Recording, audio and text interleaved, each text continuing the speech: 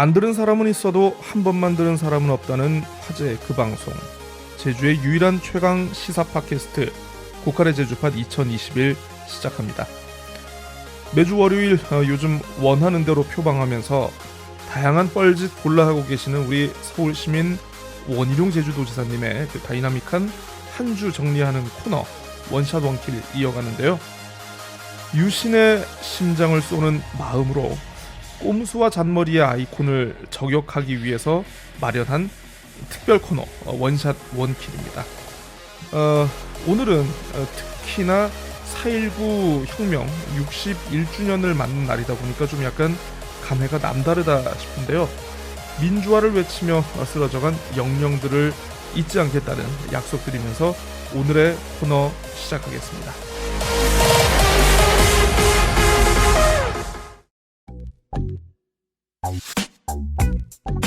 시장이 원하는 서울이 아니라 시민들이 원하는 서울을 만들겠습니다. 서울시민 원희룡 서울 시민들과 함께 서울의 변화를 만들어 내겠습니다. 그로부터 4년 후 원전 의원께 제주지사 이게 나왔습니다. 그 부분은 어떻게 받아들이십니까? 지금 제주지사 후보를 놓고는 많은 분들이 지금 경선을 준비하면서 뛰고 있거든요. 네. 그래서 그분들을 너무 무시하는 게 아닌가, 예의가 아니다라는 생각이 들고요. 뭐 제가 생각이 있으면 저는 뭐 당당히 얘기해서 뭐 경쟁을 하겠죠. 네. 하지만 생각해 본 적이 없고 앞으로도 생각이 없는데 그 승리의 숫자를 올리기 위해서 떠맡아라. 그것은 좀 무리가 있는 얘기라고 생각을 하고요. 예. 그런 점에서 저는 뭐 당의 지방선거 승리를 위해서는 지원 역할에 대해서는 어떤 역할도 아끼지 않겠지만 제가 직접 나서는 것은 이번은 아니다라고 생각을 하고 있습니다. 하지만 불과 한 달 만에 제주시 관덕정에서 마이크를 잡았는데 제주는 저를 키워준 어머니입니다. 어머니, 제주의 아들 원희룡이 왔습니다. 새 시대를 열라고 사랑하는 어머니 제주가 저를 불러주셨습니다. 서울에서 정치를 하면서도 제주의 성원으로 성장을 했고 늘 어머니인 고향에 고마움과 애정을 가지고 제주의 자존심을 지키기 위해서 무신 애를 썼습니다. 생각해 본 적이 없고 앞으로도 생각이 없는데 생각해 본 적이 없고 앞으로도 생각이 없는데 생각해 본 적이 없고 앞으로도 생각이 없는데 네, 금방 이제 서울시민 스팟 브릿지 들으셨는데 들을 때마다 느끼는 거지만 내가 만든 스팟이지만 정말 재밌게 잘 만들었다. 항상 그런 느낌이 듭니다. 여러분들은 혹시 안 그러시는지 모르겠어요. 원샷 원킬 지난주는요. 요즘 부동산 공시가격 문제 제기 연일 펌프질 하면서 정부를 비판하고 있는 우리 서울시민 원희룡 제주도지사님의 지역 부동산 정책에 대해서 짚어봤습니다. 제가 부동산 전문가가 아니다 보니까 이게 뭐 누가 잘했다 잘못했다 이렇게 판정은 못 내리겠습니다만 결론은 그거예요. 똥 묻은 뭐가 겨 묻은 뭐 나무라더라. 예. 근데 본인이 너무 요즘 재미를 붙이신 것 같아가지고 어쨌든 좀 더 지켜봐야 할 것 같습니다. 자, 본격적인 내용 시작하기에 앞서서 잠시 원샷 원킬을 비롯해서 제주팟닷컴의 팟캐스트 확인할 수 있는 방법 소개해 드리겠습니다.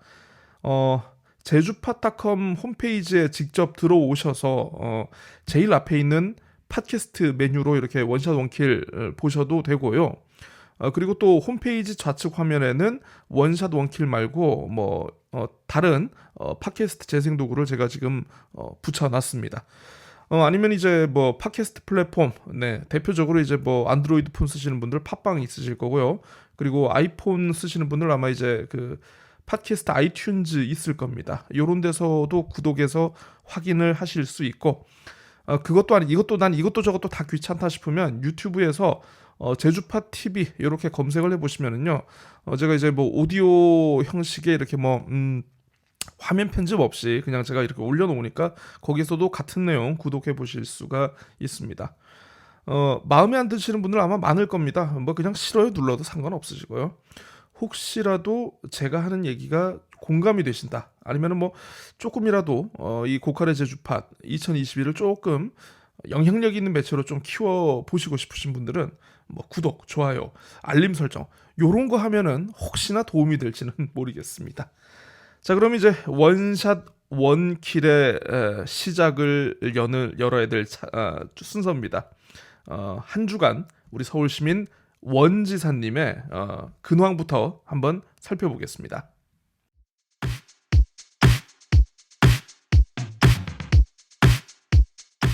원지사님께서는 월요일인 지난 12일 주간정책 조정회의 자리에서 최근 제주대학교 교차로 버스 교통사고와 관련해서 위험도로 구조 개선, 그리고 화물 차량 운행 제한 등 재발 방지 대책을 마련할 것과 더불어서 피해자 지원책 마련을 지시했다라고 합니다. 네, 세월호 사건 당시에 철저한 후속 대책 마련을 지시한 누군가가 떠오르는 거는 아마 삐딱한 저만의 생각일 겁니다. 아마 그쪽 분은 7시간 동안 그때 사라졌었죠. 우리 원지사님은 이번 버스 사고 16시간 동안 아무 말이 없으셨죠. 이것부터 좀 해명을 해야 하는 거 아닌가 모르겠습니다. 그런가 하면 같은 날 미국과 중국 두 나라의 힘의 대결을 초월하는 외교를 해야 한다라는 문정인 교수의 주장을 비판하는 그런 SNS 글을 남기셨더라고요. 현실을 외면한 공상이다라고 하셨는데 아무 책임도 지지 않는 자리에 있으면서 하긴 뭐 무슨 소린들 못하겠느냐 이런 생각이 들더라고요. 다음 날인 13일입니다. 화요일에는요, 굳이 서울까지 올라가셔서 일본 정부의 후쿠시마 오염수 방류 결정에 대한 비판 목소리를 내셨습니다. 인접국 국민에 대한 폭거다라고 이렇게 세게 발언을 하셨는데, 그러면서 이제 제주에 주재하고 있는 일본 총영사를 초치하고 주한 일본 대사 면담을 통해서 강력히 항의하겠다 이렇게 했다라고 하네요. 네, 총영사를 초치한다. 그러니까 쉽게 얘기하면은 이제 뭐 항의를 하기 위해서 들어오라고 부르는 건데, 외교 업무를 제주특별자치도지사가 할 수 있는 업무인가, 이건가에 대해서는 좀 한번 법리적으로 따져봐야 될 것 같고, 이쯤 되면 자기가 대통령 또는 외교부 장관이라고 생각하는 거 아닌지 외교놀이에 정신세계가 좀 심히 궁금해지는 것 같습니다. 그리고 또 일본 대사는 만나주긴 한답니까? 이게 바로 현실을 외면한 공상 아닌가 싶어요. 수요일은 14일로 넘어갑니다. 하루 종일 서울에만 머무르기에 눈치가 서서히 보일 시기가 되셨죠. 그래서 이날 오후는 제주에서 열린 2개 공식 행사에 참석을 했습니다. 전국 시도의회 회장 협의회, 그리고 주거정책심의위원회 위촉장 수여식이라네요. 이제 하루 제주에 있었으니까 됐지. 네, 다음 날인 15일 첫 비행기를 타고 또 서울로 올라갑니다. 그러면서 정부의 탈원전 정책에 대한 비판의 목소리를 냈는데요. 무리한 탈원전 정책 때문에 화석연료 활용의 비중이 늘었고, 이로 인해서 전 세계로부터 기후악당이라는 비판을 받고 있어서 스마트 원전, 그리고 재생에너지 이런 시대를 열겠다라는 내용인데, 불과 이틀 전만 하더라도 일본의 원전 오염수 방류 결정을 난리치면서 반대하셨던 분이 이분이 맞나 싶을 정도로 태도가 급변하셨어요. 그러자 도내 환경단체들 아무 말 대잔치를 하는 우리의 도지사가 부끄럽다. 왜 부끄러움은 도민들의 몫인가 라면서 그 자리 스스로 그만두시라 이렇게 일축했네요. 네, 16일 정말 가슴 아픈 날입니다. 우리의 원지사님 어디 있었는지 공식 일정은 확인되지 않고요. SNS 글을 남기셨어요. 침몰하는 세월호에서 아이들의 생명과 안전을 지키지 못한 7년 전 이날을 아프게 기억한다. 미래 세대 안전은 어른들이 목숨을 걸고 지켜야 한다. 이런 내용인데 맞는 소리긴 해요. 자, 그런데 그러면 그럴 거면은 관련 행사에라도 한번 참석을 하시든가. 이런 소식 없더구만요. 혹시 서울에 계셨나요? 제주대 버스 사고 16시간 동안 보이지 않았던 우리 원지사님께 세월호란 무엇인지 되묻고 싶습니다. 네, 17일 또 제주도지사 놀이를 하기 위해서 어쩔 수 없이 제주에 내려와야 하셨습니다. 참 안타깝네요. 네, 4.3 평화문학상 시상식에 참석을 하셨고요. 현기영 작가와 면담을 하시고 육필 원고, 네, 갑자기 책 이름이 갑자기 생각이 안 나는데, 네, 아무튼 자전적 소설이 있어요. 이 기증 관련해서, 육필 원고 기증 관련해서 면담을 하셨다라고 합니다. 네, 한때 4.3위원회 지원위원회 폐지 법안에 발의하셨던 우리 서울시민 원희룡 지사님 아니겠습니까? 개인적으로는 이제 더 이상 좀 4.3으로 스트레스 받지 마시고 이제 좀 더 이 왕관을 내려놓으시고 더 큰 왕관을 위해서 좀 훨훨 나래를 펼치셨으면 좋지 않을까 싶습니다.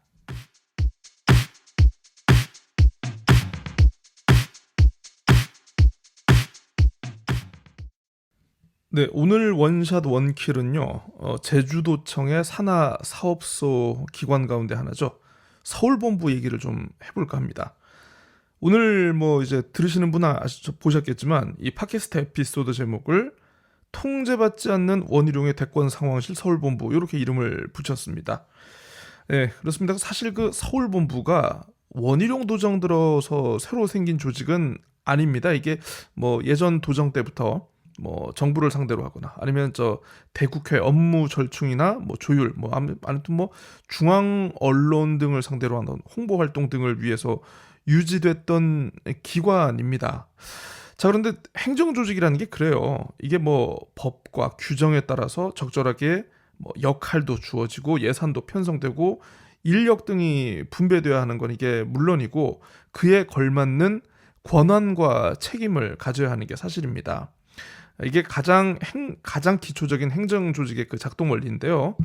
그런데 서울본부가 언젠가부터 이걸 굉장히 무시하고 이 누구도 통제할 수 없는 그런 무소불위의 집단으로 전락했다는 사실이 지난주 제주도 감사위원회 감사 결과 드러났습니다. 먼저 관련한 뉴스 보도부터 한번 듣고 오시겠습니다.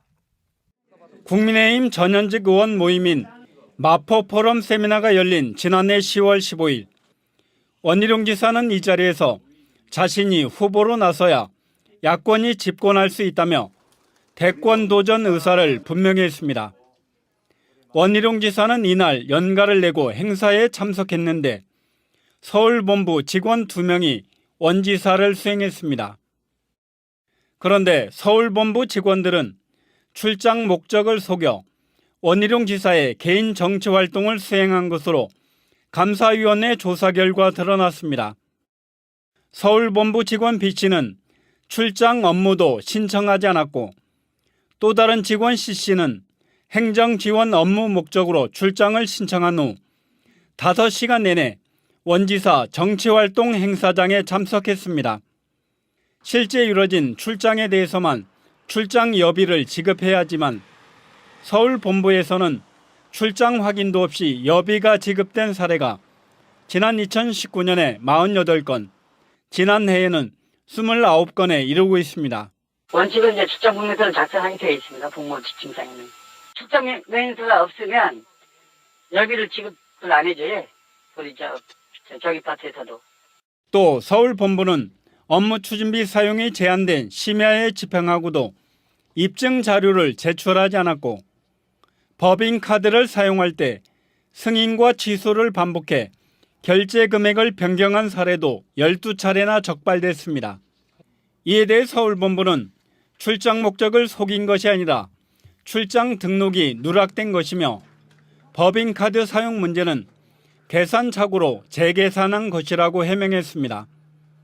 감사위원회는 서울본부에 출장 등 복무관리 부적정에 대해 기관 경고 조치하고 업무 추진비, 집행기준 미준수 등에 대해서는 주의를 요구했습니다. MBC 뉴스 현재훈입니다. 아니 이게 간이 배 밖으로 나온 공무원들이 아니라면은 이게 제멋대로여도 이렇게 제멋대로인 공무원이 있을까 싶은데요. 지금 방송 리포트 들어보면은 아마 이제 그 감사 결과에서 크게 3가지 정도가 좀 지적이 된 것 같습니다. 네, 그 서울본부 직원이 고유 번호증 변경을 위한 행정지원 업무를 목적으로 출장을 신청한 뒤에 관용차를 배정을 받았어요.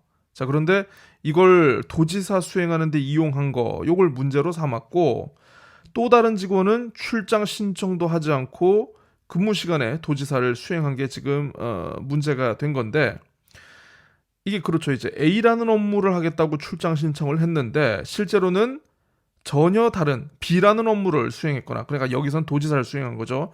아니면 출장 결제 자체를 받지 않았다는 겁니다. 출장 신청서조차도 이 속된 표현으로 이제 가짜로 했다는 거죠. 이거에 대해서 이제 서울본부가 해명을 내놨어요. 그런데 해명을 보니까 2020년 10월 15일 마포포럼 당일에 이 고유번호증 변경 등 행정업무 지원을 위한 목적으로 실제로 세무서에 출장을 다녀온 바는 있다라고 합니다. 자, 15일에 오후 2시 30분 공용 차량으로 도지사를 원지사를 포럼 강연 장소까지 수행차 이동한 뒤에 다시 사무실로 복귀한 다음 그 다음에 세무서 출장 차량 운전을 지원했다는 건데, 출장 목적과 맞지 않는 그런 가라 출장이라고 볼 수 없다라는 게 이게 서울본부의 주장인 것 같습니다. 예. 그러니까 이렇게 얘기를 해요. 영등포 세무서에서 발행한 고유번호증 사본을 증빙 자료로 이게 감사위원회에 제출했다. 출장 목적을 속이고 도지사 업무 수행을 했다는 건 기사는 사실이 아니며 도지사 수행 업무권에 대한 출장 미등록일 뿐이다라고 이렇게 얘기를 했네요. 네. 원래는 세무서 출장만 다녀오려고 신청을 했는데 갑자기 도지사가 올라오는 바람에 수행을 했고 그 내용이 반영되지 않았다라는 건데, 근데 참 안타깝네요. 이 감사위원회 조사 내용을 보면은요, 이 같은 일이 한두 번이 아닐 가능성이 높겠구나라는 의구심이 자연스럽게 듭니다. 2019년부터 2020년 10월까지, 그러니까 뭐 한 1년 좀 넘게 직원들의 이제 출장 여비 집행 내역을 봤다고 합니다. 감사위원회가. 그래서 2019년에는 모두 87건 가운데 48건, 그리고 2020년에는 42건 가운데 29건, 거의 뭐 절반 이상인데 이게 출장 복명이 이루어지지 않은 것으로 드러났다라고 합니다. 그러니까 이제 출장을 다녀왔다라고 얘기를 하는 절반 이상이 이거 출장이라고 볼 수 없어, 그러니까 출장 여비 주지 않겠어, 이렇게 결정이 났다는 건데, 그렇죠. 이제 뭐 출장이라고 둘러대고 사우나를 갔는지 아니면 집에서 잠을 쳐잤는지, 그것도 아니면 다른 뻘짓을 냈는지 파악할 수 없었던 사례가 절반 이상이라는 겁니다.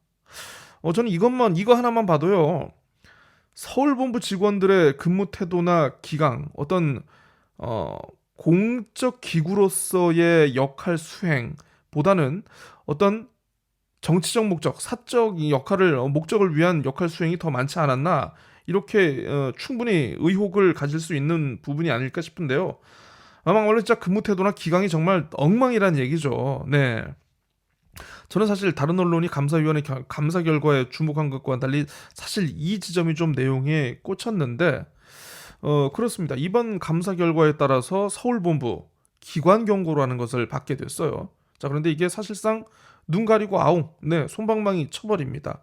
기관장이 있으면 기관 경고가 좀 나름대로 좀 임팩트가 있는데 사실 이번에는 뭐 이런 감사위원회 징계 결정이 내려져도 자기 인생 털끝 하나 손해보지 않을 사람들이 모인 곳이 바로 또 이 제주도 서울본부이기 때문이죠.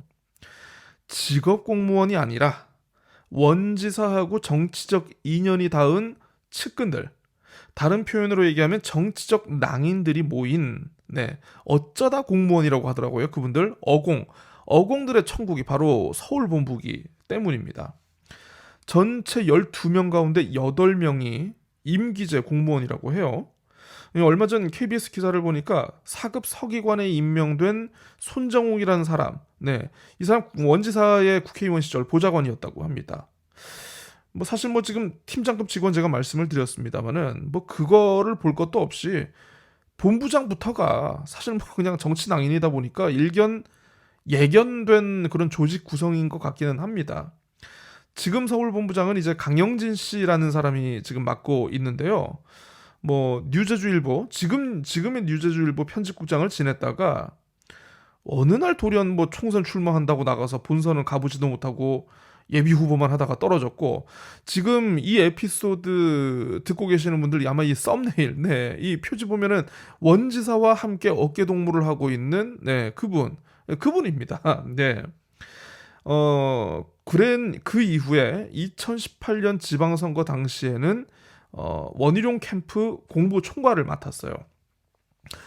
이후에는 한때 뭐 이제 서귀포 시장을 한 해 만에 뭐 하마평만 오르더니만 그냥저냥 공보관직 수행하다가 결국 서울본부장으로 올라간 그런 양반입니다. 선거 당시에는 뭐 문대림 민주당 후보 골프 의혹을 제기해서 그냥 허위사실 유포로 훅 갈 뻔하다가 최종 무죄 판결을 받아서 구사 일생을 하기도 했고요. 의혹 같지도 않은 의혹, 네, 제가 취재를 했는데 답을 안 주시더라고요. 제주판 드루킹 의혹, 요거 제기를 했는데 아무것도 찾지 못하고 입을 싹 닫은 그런 사람입니다. 네. 자, 원희룡 도정의 초대 서울본부장을 지냈던 분이 있습니다. 이기재 씨라고. 이 사람 역시 이 원지사 국회의원 시절 보좌관인데요. 불과 서울본부장 1년 했나? 1년 만에 이제 원지사 국회의원 지역구 물려받겠다고 자리에서 물러났는데, 네, 선거는 떨어졌습니다. 예. 이후에는 시사평론가로 등장을 하시더라고요. 많은 도민분들 아마 모르시고 계실 건데, 박근혜 정부 당시에 이 사람 시사평론가 하면서 그 4.3을 폄훼하는 그런 국정교과서, 이 국정교과서 옹호하는 발언을 하기도 했습니다. 서울본부장을 지냈던 사람이. 네. 아무튼 무슨 서울본부가 무슨 철새돌이지도 아니고 정치 낭인을 위한 쉼터처럼 역할을 하게 되는데, 이 최측근 가운데 한 명이었죠. 라민우 전 정무기획 보좌관. 아니, 이 사람 같은 경우에는 사퇴 1년 만에 서울본부 정책대외 협력관으로 은근슬쩍 다시 들어갑니다. 꼬박꼬박 월급 챙겨줬고요. 2018년 지방선거 앞두고 선거 지원을 위해서 서울본부에서 무려 6명이 한꺼번에 그만뒀습니다. 그러니까 역사상 가장 큰 서울본부였다가 선거철에 들어가니까 선거본부가 없는 조직이 돼버렸어, 거의. 예. 근데 재선에 성공하니까 다시 서울본부로 기어 들어가서 복귀하는 일이 있었고요.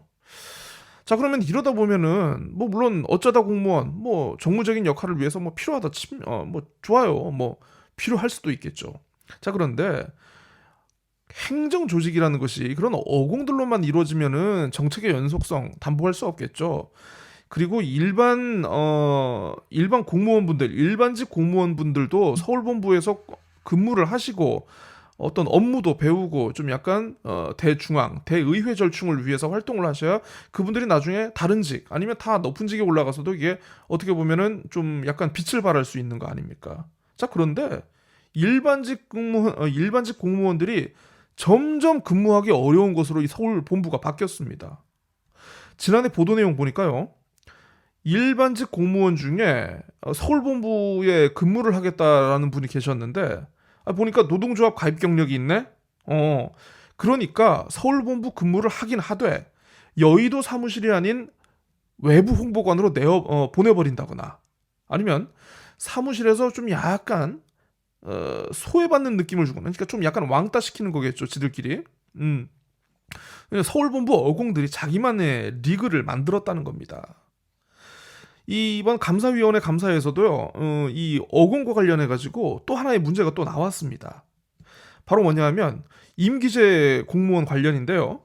물론 임기제 공무원 제가 아까 많다고 얘기를 했지만 뽑을 수는 있어요. 필요하면 뽑아야겠죠. 자, 그런데 어떤 일을 할 공무원이 필요하니까 어떻게 뽑겠다라고 뭐 이게 나름대로 뭐 내부적인 결재를 받고 공고를 내고 이렇게 채용을 하는 거 아니겠습니까? 근데 웃긴 게 보면은요, 이런 내용 나와요. 감사 보고서에. 서울본부는 2018년 9월 21일 일반 임기제로 임명받은 3명에 대해 사무분장을 실시하지 않고 있다가 16일이 지난 후에야 사무분장을 실시하였으며 2020년 9월 11일에도 2명이 인사 발령됐는데 59일이 지난 후에야 사무분장을 실시한 것으로 확인됐다. 그 결과 신규 발령받은 직원들의 업무에 대한 책임성 소재가 불명확해지고 업무 능률이 저해될 우려가 있다. 라고 감사위원회가 문제 삼았네요.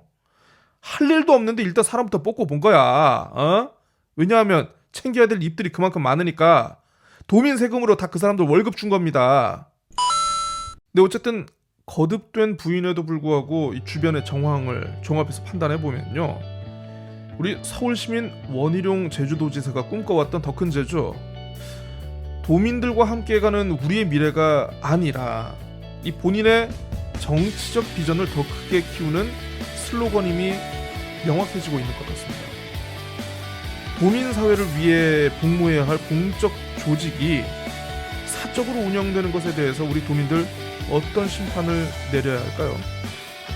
원희룡 이후의 서울본부, 조직과 기능의 정상화를 넘어서 이제는 존속 자체를 고민해야 할 단계에 와 있는 게 아닐까 싶습니다. 원샷 원킬 오늘 순서 여기까지 하겠습니다. 안녕히 계십시오.